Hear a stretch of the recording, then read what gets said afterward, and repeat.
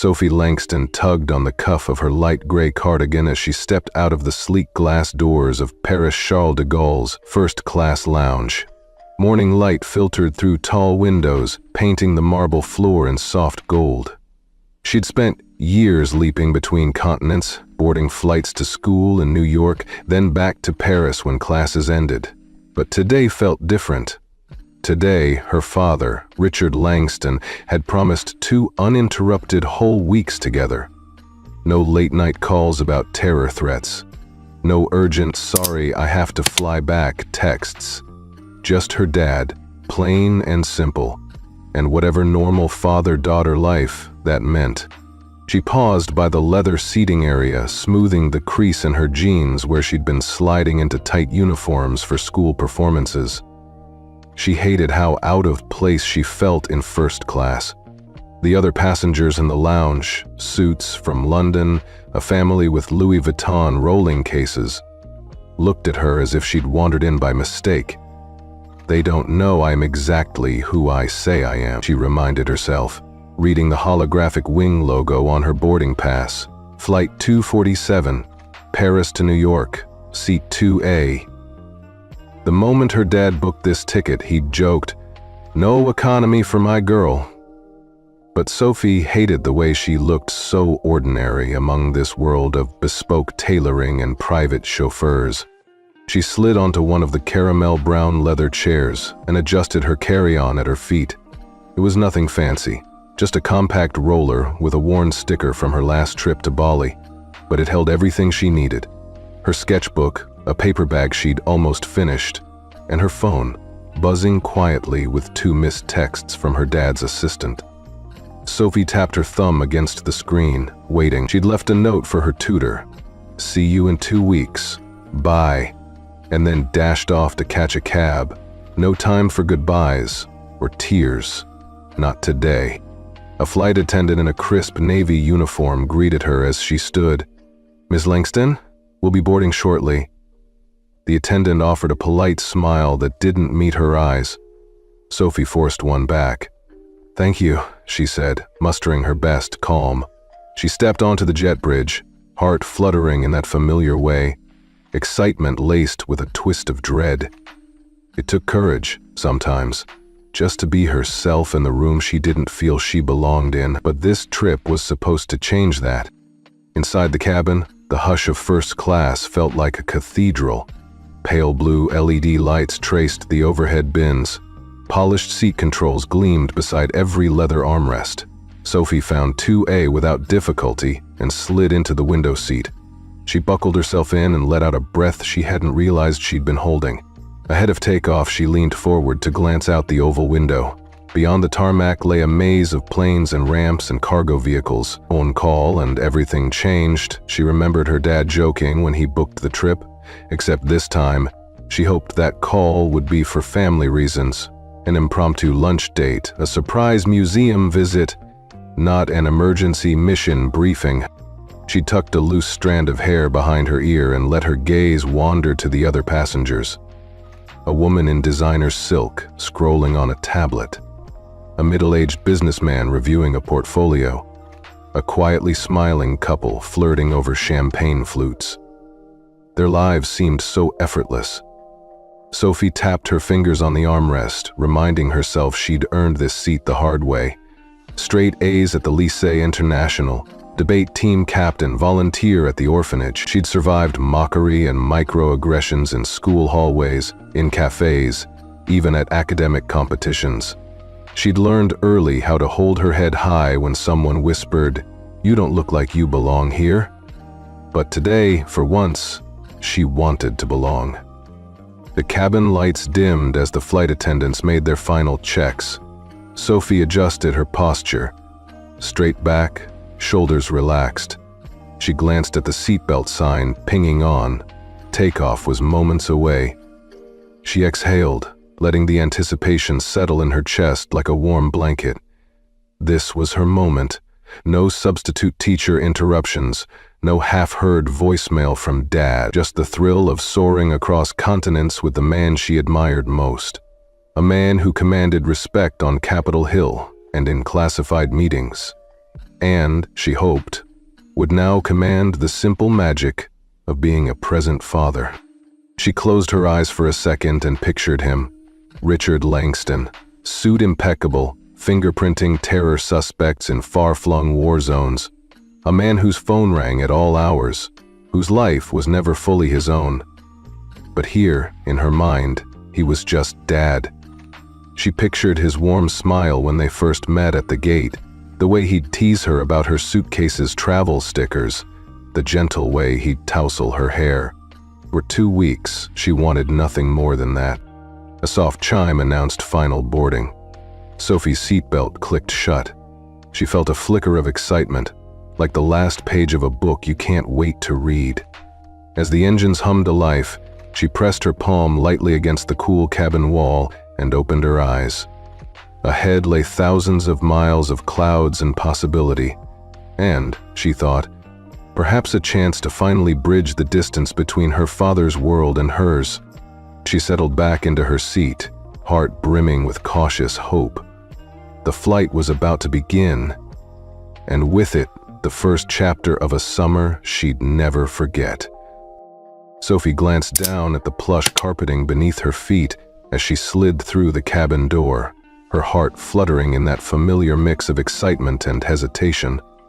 The soft hum of the engines was punctuated by polite murmurs and the gentle clink of silverware from the flight attendants stowing trays. After the strict order of the Paris lounge, stepping into first class felt like entering another universe.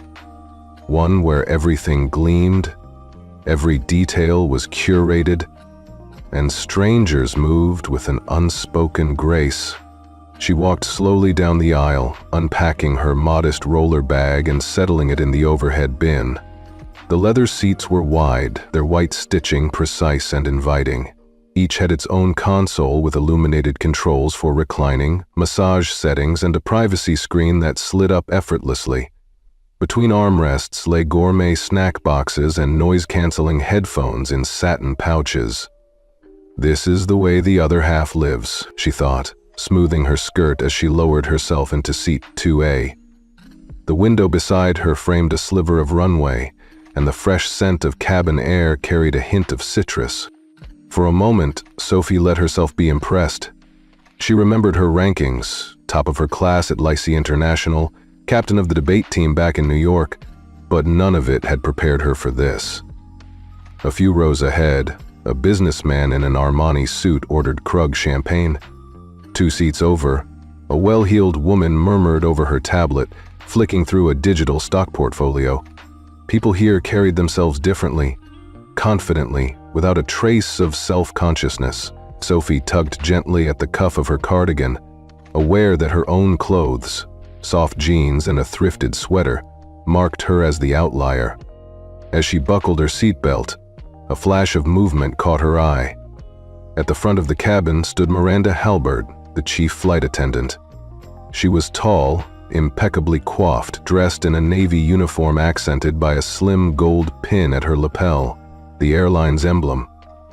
Her posture was rigid, her gaze sharp, and the polite smile she offered was polite in name only. Sophie felt it as an acknowledgement that she did not belong. Miranda swept down the aisle with a tablet in hand and paused at Sophie's row. "Mrs. Langston?" she asked, her voice measured. Sophie nodded, swallowing. "Please allow me to stow your carry-on." She gestured toward the bin above, then stepped back just far enough to let Sophie do it herself.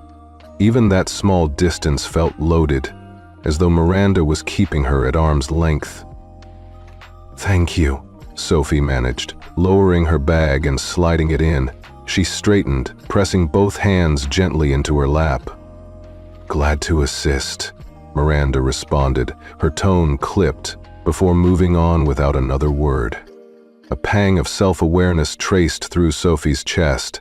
She was silently reminded of every time she'd walked into a classroom full of wealthy kids who assumed she was an exchange student, someone exotic, temporary, unworthy of the seat she'd earned. But this time, she forced herself to square her shoulders. She reminded herself of her boarding pass, printed with her name and seat number in crisp ink. 2A, first class. That was all the proof anyone needed, except those who preferred to judge by appearance. Sophie leaned back, adjusting the plush pillow behind her head. She let out a soft sigh. The flight attendant who'd greeted her at the door would return for meal orders momentarily. In the meantime, her fellow passengers began to settle in. The murmur of conversation stirred. The seatbelt sign blinked off, and overhead bins clicked shut. Across the aisle, a silver-hailed couple consulted a menu printed on heavy stock paper. Their shared laughter was low and easy, as though this was a ritual they'd enjoyed 100 times before. Sophie cocked her head, peering at the first few options: truffle-scented mushroom veloute, lobster ravioli, herb-crusted beef tenderloin. She'd heard that first-class meals could rival Michelin restaurants. Her stomach fluttered. She hadn't eaten since a hurried croissant at the lounge 2 hours ago. But hunger was a battle she'd fight after takeoff. Right now, she just wanted to belong. She pressed her fingertips together, remembering her father's advice before she left. Walk in as if you own the place, Sophie. You've earned every bit of this. His words had sounded easier than the reality of fitting into a setting she'd only glimpsed through social media stories. Miranda reappeared, moving down the aisle with graceful efficiency. She paused at the couple's table, presenting the menus with a practiced smile before advancing to Sophie. Miss Langston, would you like breakfast now, or should I return after we reach cruising altitude? Her question was neutral, but Sophie sensed an undercurrent, a subtle test. I'd love to order now, please, Sophie replied, catching the attendant's eye. Maybe the mushroom veloute and the French toast, please. She spoke clearly, meeting Miranda's gaze. The attendant's face flickered, surprise, perhaps regret for underestimating her. Then she tapped her tablet and nodded. Very good, Ms. Langston. I'll have that out shortly. As Miranda moved past to the next passenger, Sophie felt a surge of quiet pride. She had stood her ground. Still, a tight knot of anxiety lingered in her stomach, as though the silence she enforced on herself after Miranda's indifferent greeting was a thin shield. Sophie looked out the window again as the jet taxied toward the runway. Below, ground crews scurried beside refueling trucks and baggage carts. The cityscape of Paris receded behind clusters of corporate jets and freighters. For a brief moment, she felt weightless, as though both she and her doubts were lifted off the ground. The engines roared, and the plane accelerated, her chest pressing into the seatback with the force of takeoff. She gripped the armrests as they climbed, the horizon tilting away until nothing but clouds and sunlight remained. The cabin lights dimmed to a soft glow, and the seatbelt sign pinged off once more. Passengers relaxed, some closing their eyes, others scanning the in-flight entertainment screens. Sophie smoothed her hair and pressed play on her own screen, a looped Paris vlog her father had sent as a parting gift. Just as she settled into her chair, the flight attendant from before knelt beside her seat with her tray. Miranda remained at the front, overseeing the cabin. The competitor between them played out in subtle glances and micro-gestures. Sophie's calm confidence versus Miranda's guarded reserve. Sophie knew this standoff was far from over. Yet, as she tasted the veloute rich, earthy, and unexpectedly warm, she allowed herself to believe in the promise of this trip.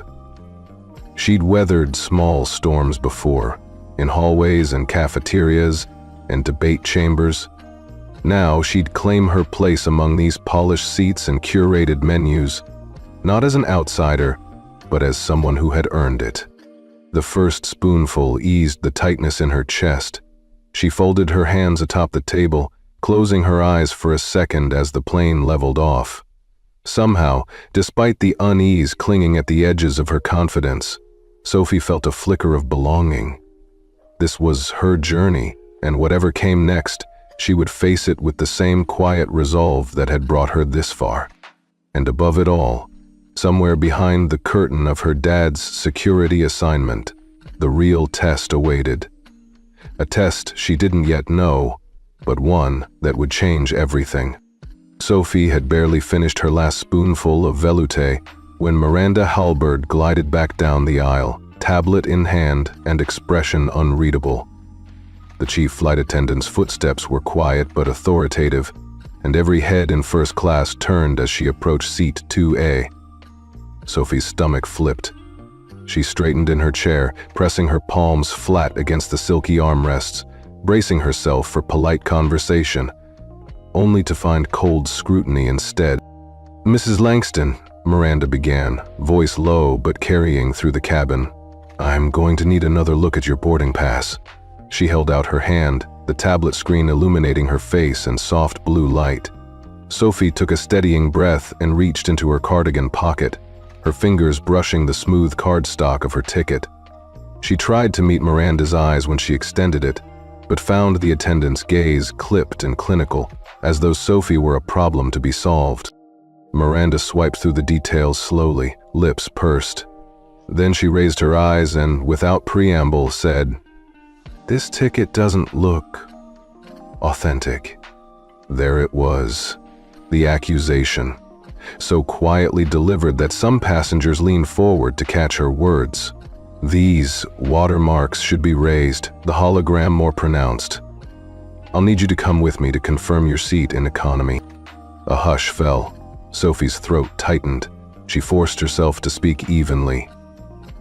"This is my seat," she said, voice small but firm. "2A, first class. I checked in online 2 days ago." She tapped her boarding pass. The glossy print reflected the cabin lights, but to Miranda, it apparently still wasn't good enough. Miranda looked beyond Sophie, as if seeking validation from the other passengers. A businessman in the row behind fiddled with his tie. A young mother covered her child's ears, recoiling at the tone. The wealthy couple across the aisle paused mid-conversation, their champagne glasses hovering inches from their lips. Sophie felt exposed, as though she'd been caught in a lie, even though she knew she hadn't done anything wrong.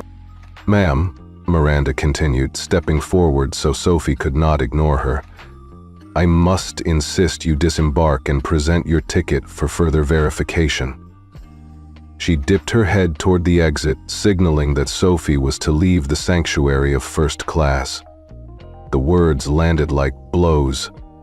Sophie's pulse thundered in her ears. The cabin noise dimmed to a distant echo. She swallowed, cheeks burning. "I'm sorry," she began, unsure how to defend herself without sounding defensive. "But I can't leave. This seat is mine." Her voice wavered, and she caught sight of her own reflection in the window, an ordinary girl in a sea of tailored suits and discreetly confident air travelers. The gap between who she was and who they expected her to be yawned wider than ever. Miranda tapped her tablet again, as though Sophie were a flight manifest glitch. "I've flagged your ticket for irregularities. I will need you to stand so I can escort you from the cabin." Her tone was flat, professional, but Sophie felt the edge sharpen into contempt. Another passenger, seated 2 rows ahead, lifted a phone, the screen's glow betraying a live social media stream already in motion. Panic fluttered in Sophie's chest, but she forced herself to breathe. She'd been through worse. Debate team smackdowns, whispered rumors at school, but never in a place as supposedly genteel as first class. She pressed her lips together, steeled by the memory of her father's words, "Walk in as if you own the place." She lowered her gaze to the seatbelt buckle. When she looked up again, her voice was quieter but unwavering. "I am not leaving this seat. My ticket is valid." A tremor passed over Miranda's face. Surprise, then irritation. She flipped through Sophie's dossier on the tablet. The screen registered acceptance. Seat 2A confirmed. But she tapped again, eyes scanning the code. "I'm sorry," she said, voice tightening, "but I have protocols to follow." She raised the tablet like a barrier. "Please stand or I will have to call security." Murmurs rippled through the cabin. A fellow passenger offered Sophie a sympathetic nod. Another shook his head in disbelief. Under that shared gaze, the injustice felt more vivid. Tears glistened at the corners of Sophie's eyes, but she blinked them back. Pride, she reminded herself, was not about being unbreakable. It was about refusing to be broken. She stood slowly, hands clasped at her waist. Miranda motioned toward the aisle, and Sophie took a hesitant step. Every eye was on her, some empathetic, many curious. She passed the businessman who'd ordered champagne. He gave her a fleeting look of apology. She passed the young mother, whose toddler watched wide-eyed. The soft carpet muffled her shoes as she followed Miranda down the aisle. Once at the front, Sophie stopped. She took a deep breath. "I'll show you my ticket again," she offered, holding it out with shaking fingers. "You can compare it to anyone's." Her voice sounded small in the hush, but behind it was a steely resolve. Miranda paused, tablet raised. Tension coiled in her shoulders. A moment stretched. Then, with a deliberate swipe, she confirmed the ticket's authenticity and tapped her lip thoughtfully. Passengers leaned forward, waiting. Sophie's heart pounded. Finally, Miranda lowered the tablet and folded her arms. "Very well," she said, voice tight. "I apologize, Ms. Langston. Please accept my apology." She turned on her heel and swept back down the aisle, as though she'd never questioned Sophie's right to be here. Sophie stood there for a heartbeat more, blinking back relief and residual hurt, before she returned to her seat. The journey to her armchair felt like walking a gauntlet. Every step was watched. When she reached 2A, she sank back in, pressing her back into the headrest. She felt raw, exposed by the absurd suspicion, but also strangely empowered. She had faced the humiliation and would ride it out. As Miranda resumed her rounds, Sophie retrieved her phone and drafted a message. "Dad, something weird happened. I'll explain later." But she hesitated, thumb hovering above send. She wanted to handle this on her own. She wanted, for once, to show her father she could stand her ground. She tucked the phone into her pocket and exhaled. Around her, the cabin hummed back to life. Silverware clinked, voices resumed at a lower pitch, and the flight attendant returned with fresh bread for other passengers. Sophie closed her eyes for a moment, allowing herself to feel the sting of tears and the faint sparkle of pride. She'd been tested, judged on appearance, and yet she'd emerged unshaken. The clouds outside held no judgment, they simply drifted. Sophie leaned forward, pressed a hand to the small window, and watched the sky. The plane was climbing, and with it, her resolve solidified. Whatever came next, she would meet it with dignity, and perhaps, when the time was right, a single message to her father would shift the tide for good. The cabin had barely settled back into its polite murmur when Miranda Halbert appeared again, her navy uniform crisp, her gold-rimmed pin catching the LED glow. Sophie looked up from her phone, half-written text to Dad still blinking unsent, only to find the chief flight attendant's gaze locked on her. A hush rippled through first class. Even the soft clink of a champagne flute felt intrusive. Miranda's voice was low, deliberate. "Ms. Langston, I've reviewed your boarding pass and we still have concerns. Please, stand and come with me to the front of the cabin for verification." Shock seized Sophie's chest. The announcement was gentle only in tone, its implication was brutal. Every passenger glanced her way as if she were a misfit masquerading in designer seats. Sophie pressed her palms flat against the leather armrests, inhaling slowly to steady her racing heart. She had prepared for awkward stares or whispered, "You don't belong here," but an outright command to vacate, an order that implied criminal suspicion, felt like humiliation distilled. Her throat tightened. She forced her eyes to meet Miranda's. "I'm sorry," she said, each word measured. "This is my seat." She tapped the armrest where the holographic seat number glowed. A flicker of impatience passed over Miranda's face before her mask of professionalism snapped back into place. "Protocols are protocols," she replied. "If you refuse, I will have no choice but to involve security." A ripple of tension snapped through the cabin. A middle-aged businessman draped his cashmere scarf over his shoulders, feigning interest in the safety card. A young mother silenced her child with a warning glance. A duo of retired professors exchanged uneasy glances. Sophie felt every gaze like a cold finger drawing a map of her inadequacy. She caught a flash of a smartphone camera peeking around a headrest. Someone was already streaming her disgrace. Sophie's vision blurred.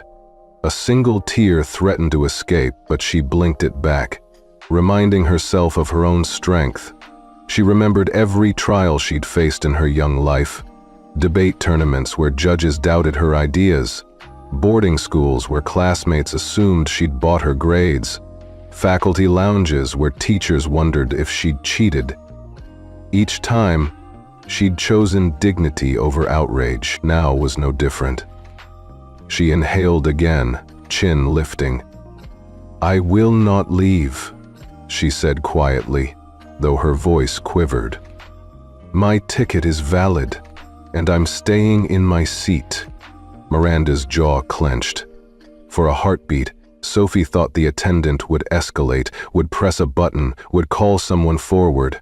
Instead, Miranda tapped her tablet with a soft beep, scanned the ticket one last time, and froze, her breath catching as she read. Shock and embarrassment flickered across her features before she blinked them away. Without a word, she spun on her heel and strode back toward the galley, as though Sophie had won a silent duel. Sophie sank back into 2A, her heart pounding with adrenaline and relief. The cabin exhaled in unison. Soft conversations resumed at a gentler volume. The flight attendants exchanged glances of admiration and apology. Sophie's knuckles whitened on the armrests, but beneath the aftershock of shame lay a spark of pride. She had refused to be silenced. She glanced out the window at the endless sky, remembering her father's words. "Walk in as if you owned the place," and allowed herself a small, triumphant smile. She had held her ground. Whatever came next, she knew she would face it on her own terms. The cabin had finally begun to hum again. Glasses clinking, soft laughter, the gentle shuffle of magazines turning pages, when Miranda Halbert reappeared at Sophie's row. Sophie was scrolling through her in-flight entertainment options, trying to distract herself from every lingering glance, when she sensed Miranda's eyes on her. She looked up, heart tightening. Miranda paused just beyond Sophie's seat, one perfectly manicured hand resting on the console armrest.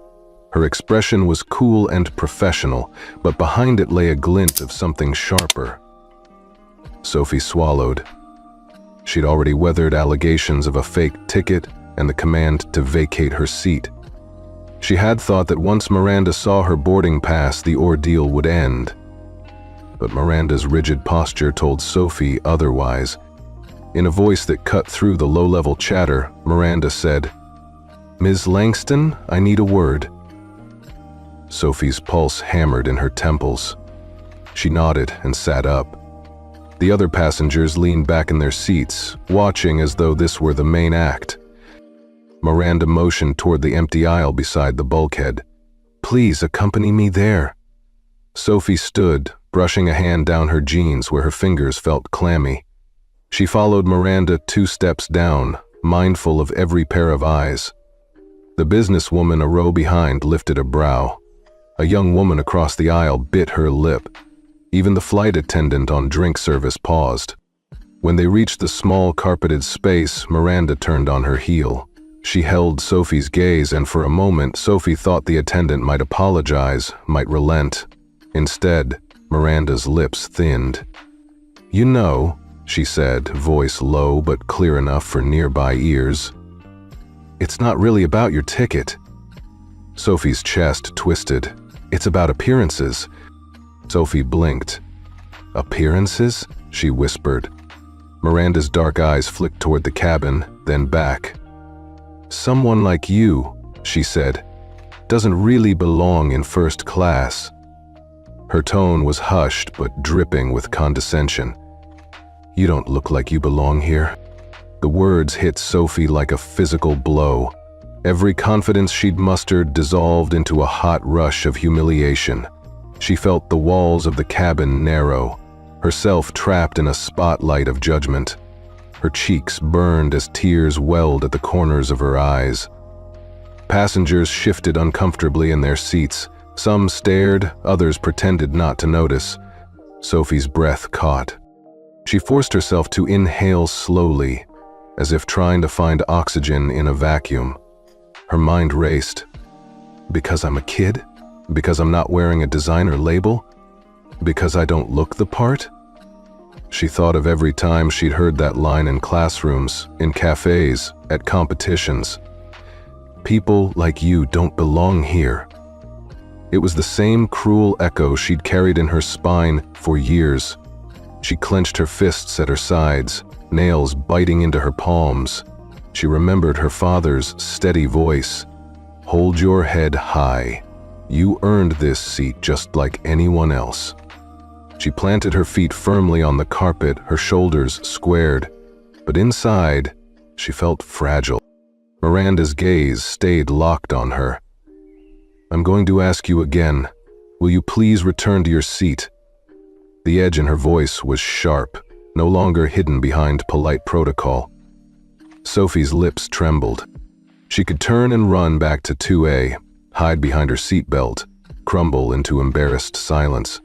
But that wasn't who she was. She inhaled, steadied herself, and met Miranda's eyes. I guess, she said, voice husky. I'll go back. Miranda nodded, as though Sophie had done exactly as expected, then gave a stiff little curtsy and turned away. Sophie walked back down the aisle, every step echoing in her ears. She reached her seat and sank into the cushion, pressing her back against the cool leather. The humiliation stung so sharply that her vision blurred for a moment. She dug in her cardigan pocket and pulled out her phone. The glow of the screen felt warm in her hand, and she tapped open a new message. Her thumb hovered over the keys, and she typed, "Dad, I think I need your help." She paused. The cursor blinked at her. She could send it. Let her father know. He'd appear, quiet authority filling the aisle, and this would all end. But something held her back. She looked around the cabin. Miranda standing stiffly by the bulkhead, other passengers watching quietly, the couple next to her whispering to each other behind their hands. Sophie realized that sending that text felt like admitting defeat. She wanted, even now, to see if she could handle this on her own. She deleted the draft, tucked the phone into her pocket, and exhaled. Her chest felt tight, bruised by doubt. Yet somewhere beneath the hurt there was a kernel of pride. She had refused to be escorted off again. She had stood her ground, even when it hurt. Miranda returned to her station, resuming her rounds. Sophie let her gaze drift to the patterns in the silk upholstery, noticing details she'd missed in her panic. The cabin lights dimmed, signaling prepare for takeoff mode. Engines roared to life, and the plane trembled. Sophie pressed a hand to the armrest, as though touching solid reality. In that moment, she made a silent promise.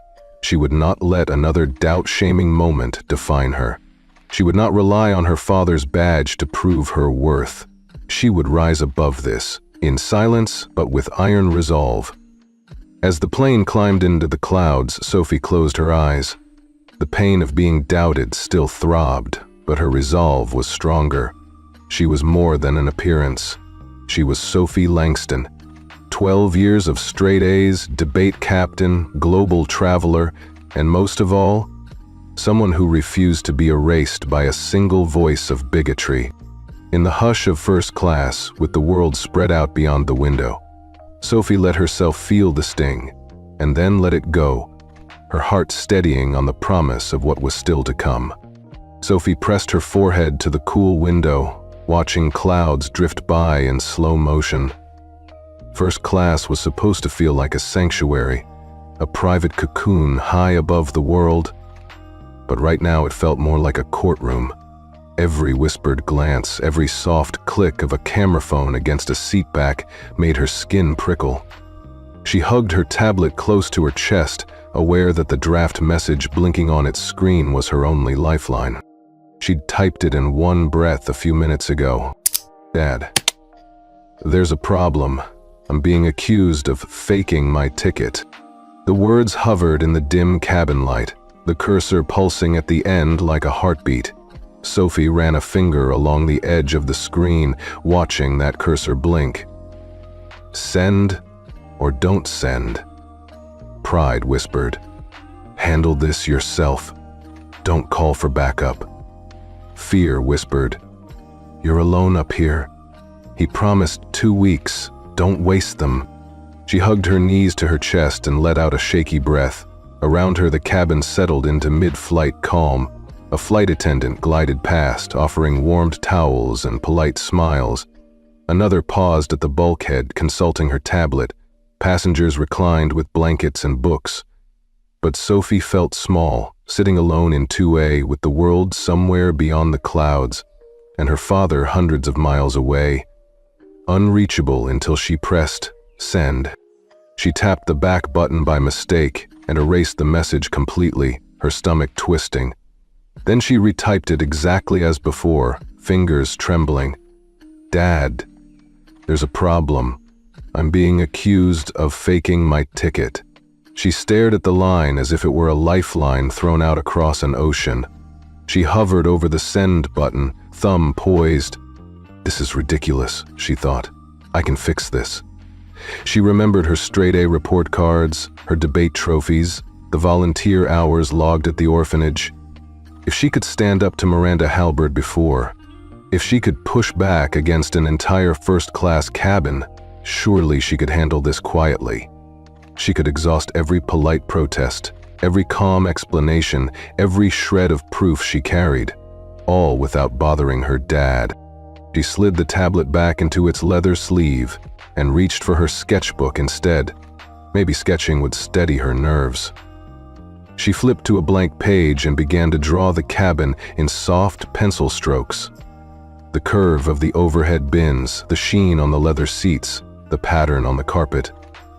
Drawing helped her slow her breathing, focus on details instead of the verdict she feared was looming. A warm breath at her shoulder made her look up. A flight attendant held out a small tray. Champagne, Ms. Langston? She offered Sophie a polite smile, one that actually reached her eyes this time. Sophie managed a grateful nod. Thank you. The attendant placed the glass on the tray table and gave Sophie a sympathetic look before disappearing down the aisle. Sophie touched the rim of the champagne glass, the cold condensation tickling her fingertips. She could taste the bubbly celebration everyone else seemed to enjoy. Instead, she felt like a spotlighted exhibit. Watch me crumble. She sipped, letting the sweetness coat her throat, and turned the tablet back on. The message draft was still there, blinking at her. She tapped the three-dot menu and opened a new note instead, scribbling bullet points. Boarding pass checked twice. Flow check. Miranda demanded I leave. Cabin full of eyes watching me. I am valid, seat is mine. She reread the list and felt a spark of resolve. She could stand on these facts. She could wait for the captain if necessary, involve the higher-ranking assistant. She could call the airline security desk and have her father stay out of it. I'm not helpless. She slid the tablet shut again, determined to handle the rest of the flight herself. But her phone buzzed in her pocket, jarring her. She retrieved it. 2 text messages from her dad's assistant. Flight board's on time. Director Langston will deplane briefly. Text if urgent. Sophie's heart clenched. He was on the ground, minutes away from the plane, ready to step on board if needed. The message was an unspoken promise. I'm close. But to explain, to ask for help, would that be admitting defeat? Would he think she couldn't manage? Would he judge her for sending a plea instead of waiting? The cabin lights dimmed for the mid-flight rest period, and Sophie's reflection stared back at her from the window. A pale-faced girl clutching her phone and tablets like shields. She realized she'd been holding her breath and let it out slowly. Maybe this wasn't about pride at all. Maybe it was about trust. Trust in her own strength and trust in her father's love. She slid the tablet open one more time, finger hovering over send. A memory flickered. Her dad teaching her to ride a bike when she was 7. He'd run beside her, letting go of the seat at just the right moment. And then, when she wobbled, he'd put his hand back on the handlebar to steady her. She hadn't needed him until she did. And he hadn't scolded her for needing help. Her thumb pressed the screen, the message sent with a soft whoosh. Sophie exhaled, shoulders sagging in relief. She tucked the phone back into her pocket and closed her eyes, imagining her father's calm authority diffusing this situation. It wasn't a failure. It was the exact moment she needed, when his promise of 2 weeks together finally became real. A soft ping echoed, and her heart skipped. She opened her phone. I'm on board. Give me 2 minutes. The text glowed in the darkness. Sophie smiled, a genuine curve that reached her eyes this time. She folded her hands in her lap and waited. The clouds outside drifted by, and for the first time since boarding, Sophie felt the tension lift. Whatever came next, she knew she wasn't alone. Richard Langston sat at the polished oak conference table in Brussels, flanked by half a dozen senior officials from the European Aviation Security Agency. The room was bathed in gray morning light, filtered through skyscraper-high windows, each pane offering a view of the tarmac outside. He'd wrapped up a briefing on emerging threats to transatlantic routes, cyber vulnerabilities and baggage scanning systems, chatter about forged pilot credentials, the usual parade of security concerns that drove his days and nights. He paused mid-slide, fingertip resting on the remote, and surveyed the faces around him. They were attentive, deferential, hanging on every word. He'd designed many of the screening protocols they were debating. Every biometric gate, every behavior analysis program bore his fingerprints. Yet here, in this sterile room, he was less a father and more a ghost in the machine, the invisible architect of an entire global security network. A quiet chime at the edge of his phone drew his attention. He clicked off the projector and tucked the remote into his jacket pocket, offering a polite nod to the agency director. If there are no further questions, I'll step out briefly, he said, voice calm but carrying a weight that filled the room. I'll be right back. He rose and stepped into the hallway, phone already in hand. The message preview flashed across the screen. Treatment of her. Erg minor passenger harassed in first class. Possible fraud accusation. Video incoming. His heart skipped. He recognized the passenger's name immediately. Sophie Langston, his daughter. He inhaled and glanced down the corridor. Behind him, the agency staff mingled, oblivious. This was his life's work, ensuring every passenger boarded and disembarked safely, with dignity intact. And yet here, on one of the world's most prestigious flights, his own child was being singled out, humiliated, judged by someone who clearly didn't know who she was, or who he was. He tapped open the secure link. A short, shaky video clip played. A slender teenage girl in the first-class cabin, brows furrowed, boarding pass held out. The flight attendant's uniformed arm, cutting between camera and subject. He saw the flash of indignation on Sophie's face, the rigid posture of the attendant leaning in. His chest tightened. He fingered the embossed edge of his badge in his pocket. Not for show. He never needed it to command respect. but as a reminder of what it meant to carry so much responsibility. He was the FBI's aviation counterterrorism chief, yes, but more than that, he was the man who'd helped craft the very standards airlines use to train their staff, to vet their passengers. He was both judge and protector in this domain, and right now, he had a personal stake. He slipped the phone into his jacket and turned on his heel. Outside the meeting room, 2 agents he'd hand-picked for this assignment waited unobtrusively by the glass wall.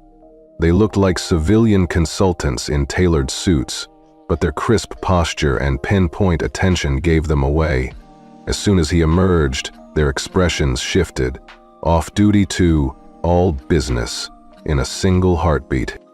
"Director Langston," Agent Lopez said, voice low, "we got your message." Richard inclined his head, forcing his features calm. "Is the flight still on time?" "Scheduled for departure in 15 minutes. She's boarded first class seat 2A. He closed his eyes briefly. 15 minutes was enough, long enough to finish this meeting, or too long if he wanted to intervene quietly. He squared his shoulders. "We go. Now." Agent Lopez flicked a glance at Agent Chen. Both men fell into formation behind him as though the hallway corridor had become an operational runway. They moved silently, slipping past staffers who barely registered their presence. Richard's mind were already processing next steps. Alert the pilot, coordinate with gate security at JFK, prepare a debrief for airline executives. The machinery of covert evaluation he'd set in motion for quality control and compliance audits was about to spring to life. They passed through security again, an irony that was not lost on him. He flashed his credentials, which opened every door. No one challenged the director of aviation security. They stepped onto the jet bridge, and the roar of engines filled the small passageway. Sophie's plane. He felt a tight knot in his throat. Pride, protectiveness, the sting of guilt that he hadn't been there for her sooner. Inside the cabin, he paused at the threshold of first class. The attendant at the front gave a crisp salute, eyes widening in recognition. A split-second surrender of the usual business-as-normal mask. He offered a brief nod in return, the signal that everything was under his control now. He stepped forward, each footfall resonant on the soft carpet. Sophie looked up, confusion and relief colliding in her eyes. She'd spotted him, of course. He was impossible to miss in crisp navy suit, the silver FBI shield glinting against the muted cabin lights.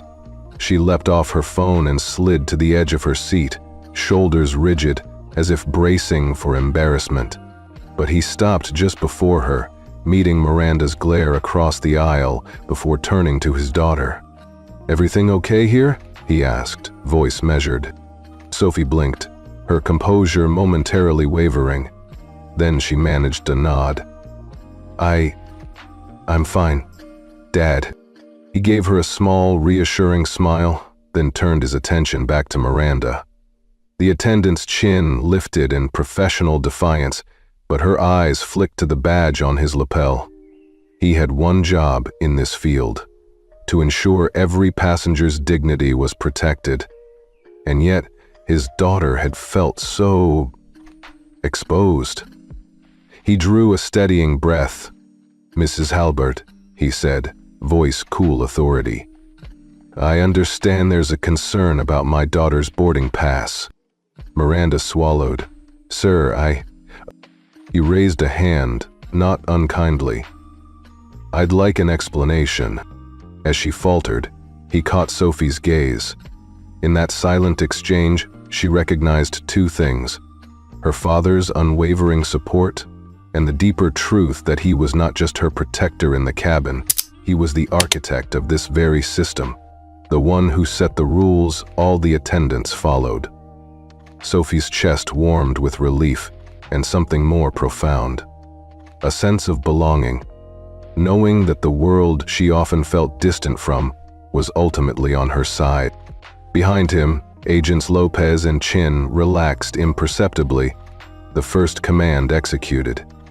He would handle this, personally, quietly, without spectacle.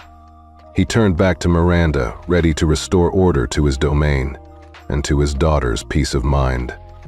One firm but fair, word at a time. The cabin lights flared as if on cue the moment Richard Langston stepped into first class. The low hum of engines faded into reverent silence. Sophie's breath caught in her throat as she watched her father, impeccable in a tailored charcoal suit, stride down the aisle with two discreet agents at his heels. He carried himself with that same calm authority she'd seen countless times in photographs, an unspoken command that made heads turn and hearts skip. Miranda Halbert was in mid-explanation, her voice clipped and determined. "Sir, with all due respect, I have protocols too," but she never finished. Richard paused at Sophie's row, his presence folding the entire cabin into a single, charged moment. He met Miranda's gaze for a heartbeat, and she stiffened. Passengers held their collective breath, phones lowered halfway from their cameras as they sensed the unspoken power shifting in the air. Without a word, Richard reached into his jacket and produced his badge and credentials in one smooth motion. He flipped them open, letting the metal disc catch the soft cabin lighting. The emblem of the FBI's Aviation Counterterrorism Division gleamed like a silent hammer striking the table. Miranda's perfectly coiffed brow lifted, her lips parting in shock. Sophie felt the weight of every pair of eyes on her father's hand, the badge acting as both proof and verdict all at once. Richard's voice was quiet but carried the weight of authority. "Miranda, you just failed a federal compliance audit." The words rolled across the cabin, precise and unflinching. He held the badge a fraction of a second longer, giving everyone time to absorb the implication. Passengers leaned forward. A front-row businessman lowered his newspaper. Even the flight attendants at the back froze in mid-step. Miranda's eyes widened.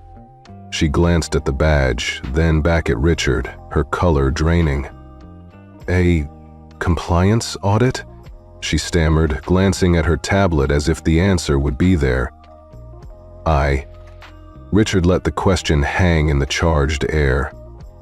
"I am the one who designed the very system your staff uses to evaluate onboard conduct," he continued, voice calm but steel-edged.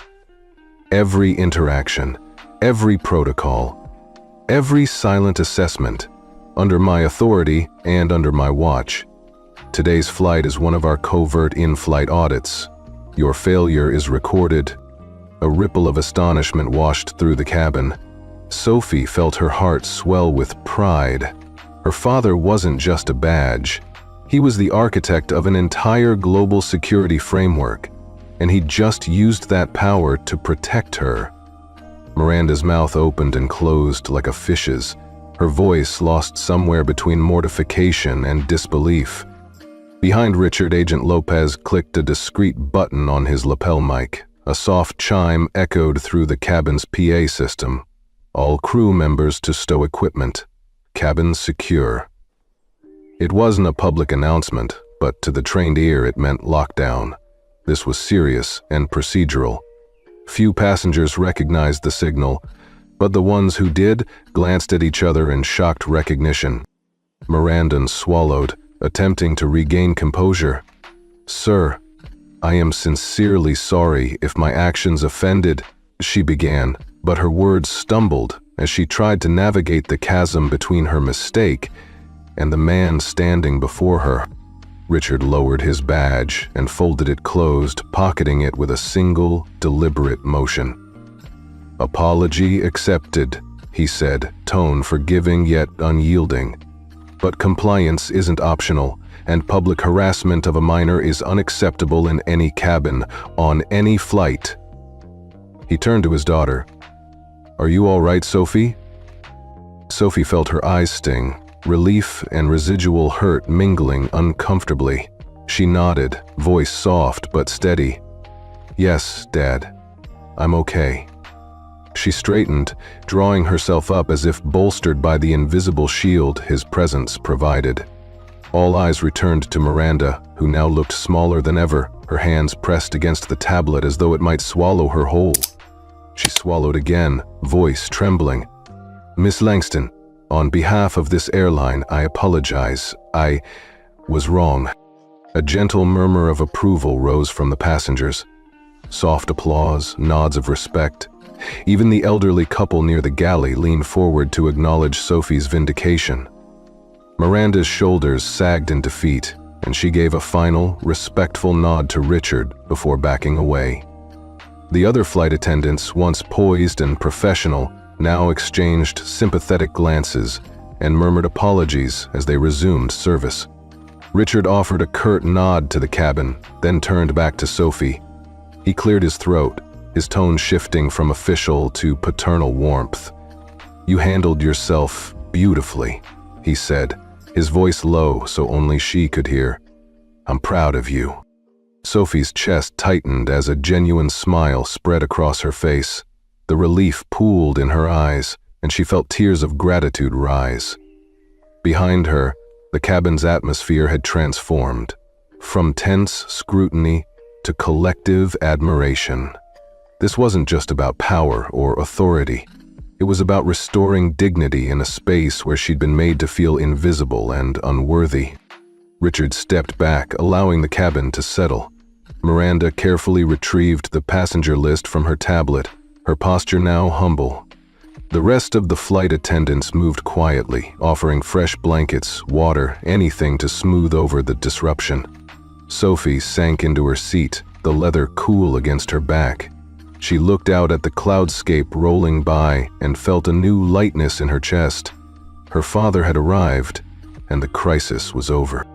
Above and beyond, the clouds drifted on, impartial and serene, but down in the cabin, justice had struck silently and decisively.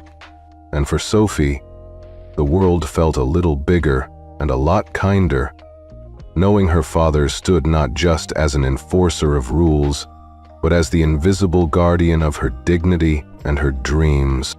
A stunned hush fell over the cabin as Richard Langston closed his badge with a soft click and tucked it back into his jacket pocket.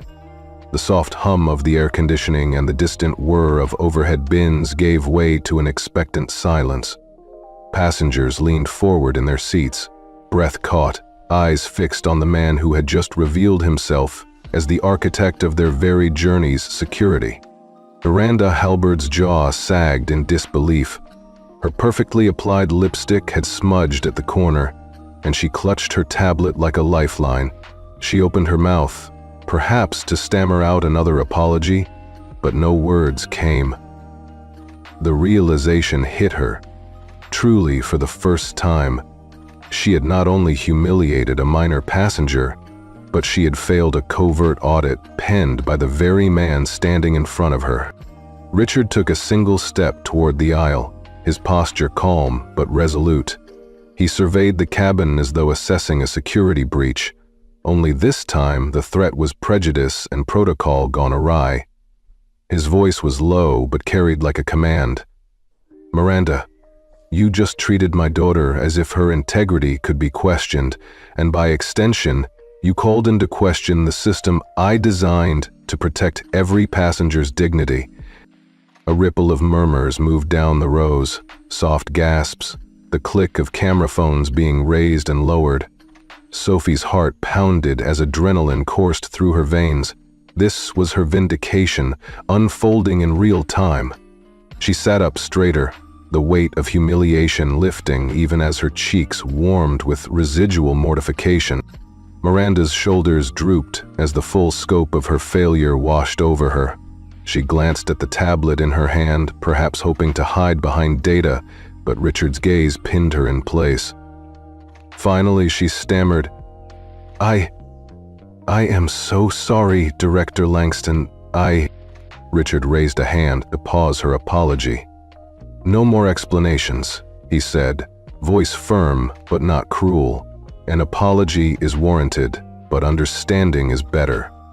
Today's flight was part of an unannounced compliance audit.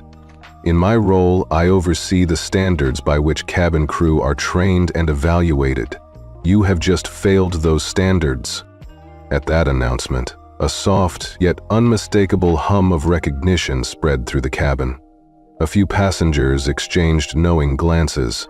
This wasn't just a personal matter, it was an institutional reckoning. Even the couple behind Sophie, who had seemed lost in their travel concierge tablet, sat up and watched intently. Miranda's face paled. She swallowed hard and straightened, drawing in a shaky breath. "Passengers deserve respect and courtesy.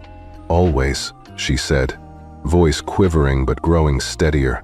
She turned towards Sophie and spoke loud enough for the entire cabin to hear. "Ms. Langston, I apologize for doubting you, for accusing you unjustly, and for treating you as if you were not worthy of this cabin. That was wrong." As her apology rang out, a handful of passengers nodded. Some applauded softly. Others offered sympathetic smiles to Sophie. The cabin's atmosphere shifted palpably, from judgment to solidarity. Sophie's chest swelled with relief and pride. Her father's intervention had not been a spectacle of vengeance, but a demonstration of accountability. Richard nodded once at Miranda's apology, then addressed the cabin with measured authority. "Let this be a reminder. No passenger should ever fear questioning or challenge. Everyone boards with equal dignity. We will continue this flight under those principles." He turned to Sophie, placing a reassuring hand on her shoulder. "Are you all right?" Sophie exhaled, her voice quiet but steady. "Yes, Dad, thank you." She met his gaze, seeing in his eyes pride and love rather than the cold professionalism she was used to. It was the first time she felt truly seen, not just as a passenger, but as his daughter. Behind them, the crew relaxed into professional efficiency. A young flight attendant stepped forward with a fresh glass of water for Sophie and a commemorative embossed card that read, "With our sincere apologies and respect." Sophie's fingers closed around the card, her throat tight with emotion. Miranda watched for a moment, then stepped aside to restore service. She moved through the cabin with renewed humility, offering personalized apologies to other passengers who had witnessed the incident. It was a masterclass in crisis management, calm, transparent, restorative. The cabin returned to its soft murmur, punctuated by the gentle clink of cutlery and the soft rolling of service trolleys. Sophie leaned against the window, the curve of the fuselage cradling her. She watched the clouds drift by, silver-edged and serene. This flight had tested her far more than any exam or tournament ever had. Yet now, as the crisis resolved itself in an elegant demonstration of justice, she felt her confidence bloom. Her father sank into the seat beside her, mirroring the professional but gentle tone he always used in private. "You handled yourself with grace," he said, voice soft. "I couldn't be prouder." Sophie turned to him, her heart full. "I'm proud of you too," she replied. "You didn't just flex authority, you restored respect." He smiled, a rare, genuine expression that lit his eyes. "Power without restraint is chaos," he told her quietly. "True authority lies in knowing when to act, and when to let dignity do the work." She nodded, absorbing the lesson. For Sophie, this was the turning point. She had seen her father not only as a figure of unfathomable authority, but also as a parent who cherished her enough to protect her quietly and firmly. The miles they'd spent apart felt like they'd dissolved in that single moment of solidarity. As the plane leveled out over the Atlantic, Sophie slipped her hand into her father's. In the hush of first class, with endless clouds beneath them and days of vacation ahead, she felt anchored by something deeper than any security protocol. A bond renewed, a trust affirmed, and the unshakable knowledge that she belonged, always by her father's side. A ripple of soft applause spread through the cabin as Miranda Halvard's shoulders sagged under the weight of her own failure. The moment felt surreal, a first-class hush, punctuated only by quiet claps and the gentle hum of the air conditioning. Passengers tucked away their phones, exchanging looks of relief and vindication. Sophie sank into her seat, her heart still pounding, as Miranda straightened and stepped forward once more, gaze fixed on her tablet as though searching for courage. Miranda's voice trembled as she addressed the cabin. "On behalf of this airline, I offer my deepest apologies to Ms. Langston and to any of you who witnessed my actions." She paused, voice catching. Sophie watched the uniformed woman's cheeks flush with genuine remorse. "I am profoundly sorry for doubting her ticket, for subjecting her to public suspicion, and for failing to honor the dignity every passenger deserves." Her apology rang clear, touching even the most indifferent ears. Richard Langston inclined his head in acknowledgement, then turned to the senior flight attendant at the front. "Thank you, Miranda, but an apology alone is not enough." His tone was calm authority, the kind that brooked no argument. "Protocol demands you be relieved of your duties for the remainder of this flight, pending a full review. Please hand over your responsibilities to your relief." A second attendant, eyes downcast, stepped forward to accept Miranda's tablet and headpiece. Miranda's uniform jacket slid off her shoulders like a dropped shield. She folded it carefully, like a soldier yielding her arms, and handed it to her replacement. The cabin fell silent as she stepped out of the galley doorway, escorted by a junior crew member whose expression was a mix of sympathy and professional duty. Sophie felt a pang of pity. This wasn't vengeance, but accountability, and yet it carried its own sting. Passengers watched the exchange with a collective sense of justice served. A small group by the window offered gentle smiles to Sophie, who managed a soft nod of thanks. A businesswoman across the aisle raised her wine glass in a quiet salute. Even the retired couple near the galley whispered congratulations. The mood was no longer tense. It was celebratory in a measured, respectful way, exactly the kind of closure the audience in the cabin craved. The junior attendant returned to her station, now wearing Miranda's pin of authority, and resumed service without fanfare. Fresh towels, water bottles, and chocolates circulated among the passengers. Sophie accepted a glass of sparkling water and a small box of macarons, nodding in gratitude. The elegance of first class had returned, but with an underlying hum of restored fairness. Sophie sipped her water, letting the coolness steady her nerves. Richard settled into the seat beside her, his posture relaxed but vigilant. "Are you all right?" he asked quietly, voice warm. Sophie looked up, tears glinting at the corners of her eyes, not from shame, but relief. "Yes," she whispered, "thank you." He offered her a small, understanding smile. "You handled yourself with grace," he said. "I'm proud of how you stood your ground." Sophie reached out and took his hand, the leather of her seat cool beneath her fingers. She glanced across the cabin at the empty galley entrance where Miranda had stood. "I don't want her to lose her job," Sophie said softly. "Everyone deserves a chance to learn." Richard nodded, pride and compassion mingling in his eyes. "This ride isn't over yet," he replied. "We'll ensure fairness, for you and for the crew." As the plane leveled off at cruising altitude, first class resumed its elegant rhythm. The incident had left its mark, a story passengers would quietly share for years. But it also reinforced a powerful truth.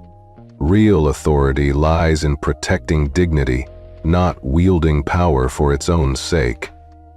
Sophie leaned back, eyes on the cloud-swept horizon, feeling a profound sense of closure. Her seat was safe, her reputation restored, and her father's presence had turned a moment of public shame into a testament of justice and compassion. Sophie leaned forward, the cabin lights soft against her cheeks, and watched her father gently stow his badge back in its leather wallet. Around them, first class had settled into quiet contentment, passengers sipping champagne, muted conversations resuming, but Sophie felt she'd stepped into a different world entirely. "Dad," she began, voice low so only he could hear. "Why didn't you do that sooner? Why let me go through all that first?"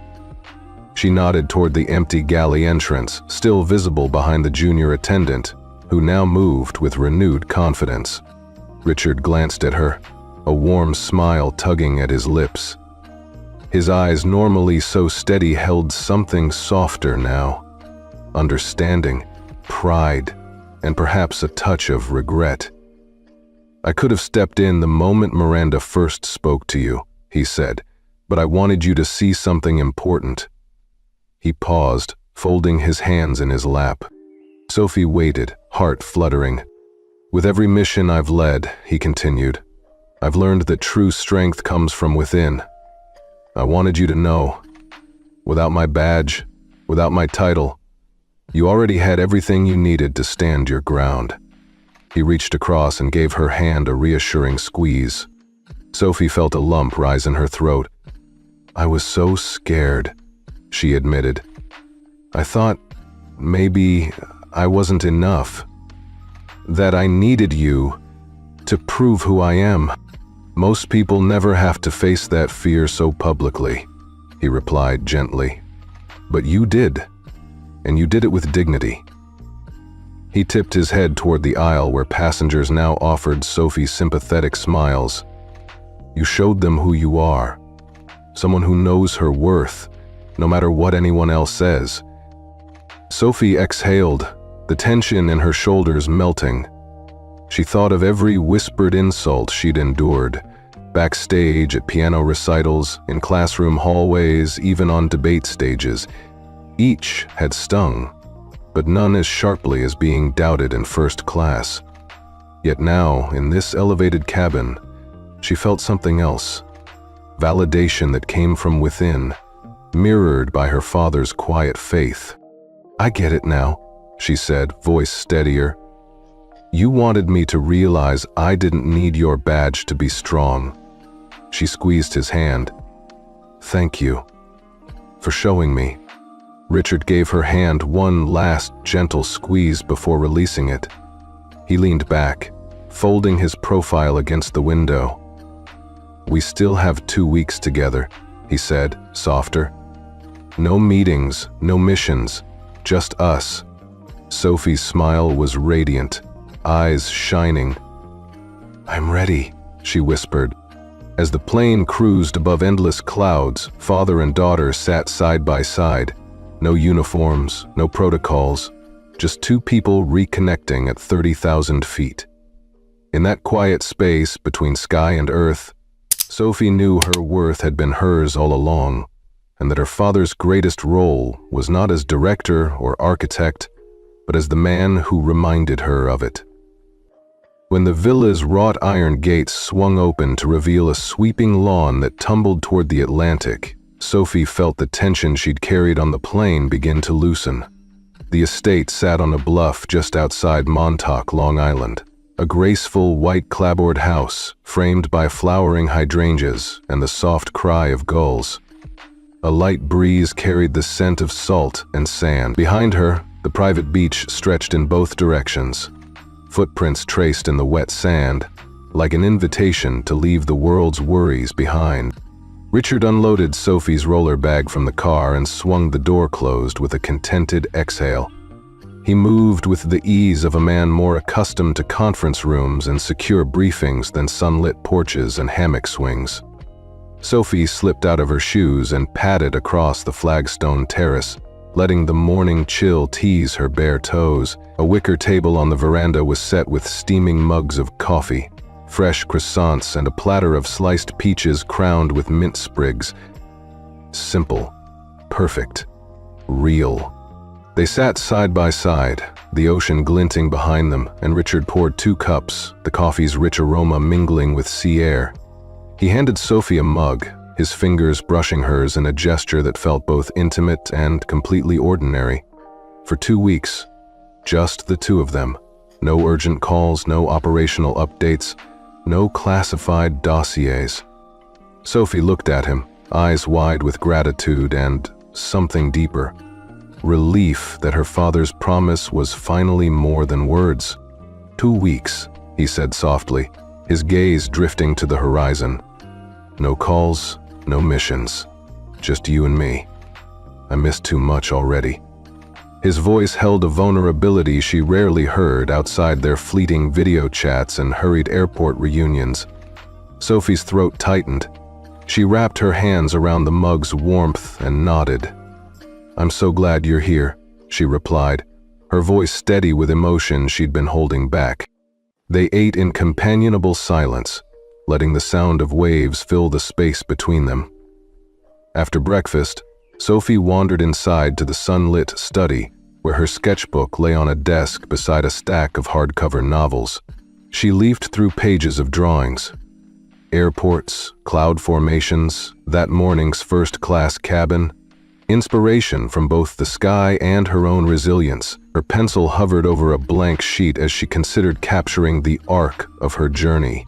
Fear, confrontation, vindication, and now this moment of peace. Outside, Richard set up 2 folding chairs on the lawn, surveying the vista.